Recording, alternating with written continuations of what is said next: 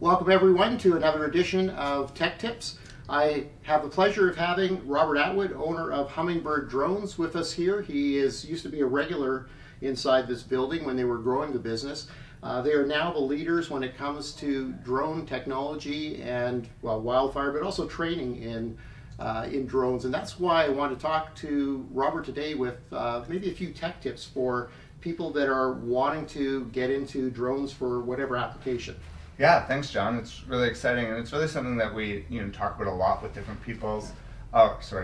different people, and especially when we look at the changing consumer drone landscape and what that means for people that are trying to get into it and identify use cases, and really just like trying to find an outlet for all that enthusiasm and excitement they have when it comes to buying a new drone. Now, there's a lot more regulations than there were when you were first getting started into it. What are some key things that people should know or be cognizant about when they're going out, they're going to shop for a drone and expect to use it? Yeah, I think really having a clear use case in mind. Is this something that we're just trying to bring in, for a family or to take photos recreationally, or is this something that maybe we're trying to start a business with, make a little bit of money, or fly in some complex environments? And so really once you've identified that, there's two pretty clear streams, I think, right now. With the shift in the regulatory framework, what we see is actually a total lack of restrictions and regulations on drone platforms that are under 250 grams. So this means if you're really just looking for something to go out, take out with friends, to fly as a hobby, you can get the Mavic Mini. Now this is 249 grams.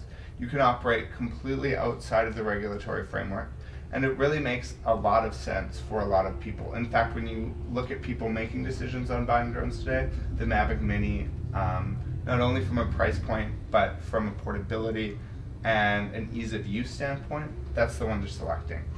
Now, if you're kind of thinking maybe something a little bit bigger, something like a Phantom or an Inspire 2, really then you're going to need a little bit of training, a little bit of knowledge. Transport Canada has two kind of certification streams for you to take, so you can either become a basic pilot or an advanced pilot, and just understanding kind of those processes is really important for those people. Okay, so weight is one of the restrictions to where you're going to fall from. Absolutely, okay. Yeah.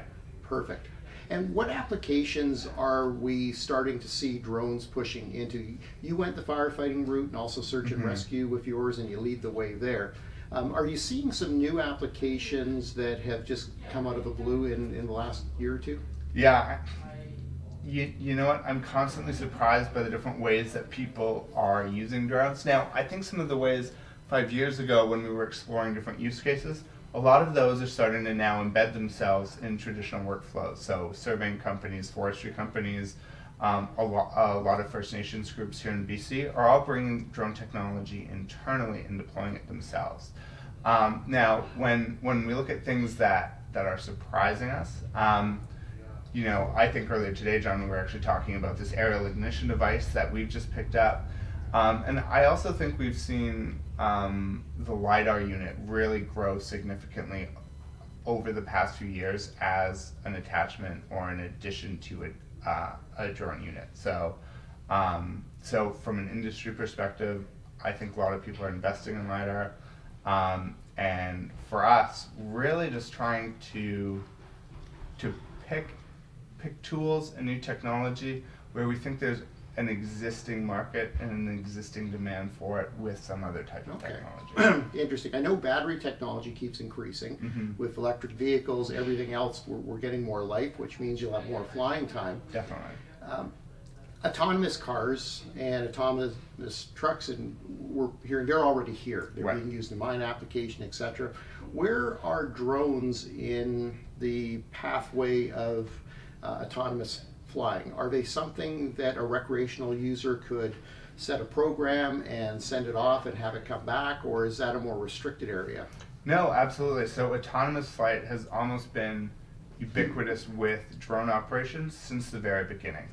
And so really, especially when you're looking at industries that operate in these really well-defined, especially when you're looking in industries with these really well-defined and simple use cases, what you find is that autonomous flight is really people's preference. It takes a lot of the guesswork out of manually flying, and it ensures that your data collection methods are kind of meet a standard. So Okay. it ensures quality product at the end of the day. Well, perfect. Maybe just to finish off, one quick tip for someone that might be shopping for a personal drone for themselves. Yeah, I would definitely look at the Mavic Mini, both from a price perspective and accessibility, the lack of regulatory framework that governs the use of them. The Mavic Mini is really making drone technology accessible to everyone. And yeah, it's really a great choice. Excellent. Well, thanks for stopping by, and good luck with the upcoming fire season. Awesome, John. Thanks a lot.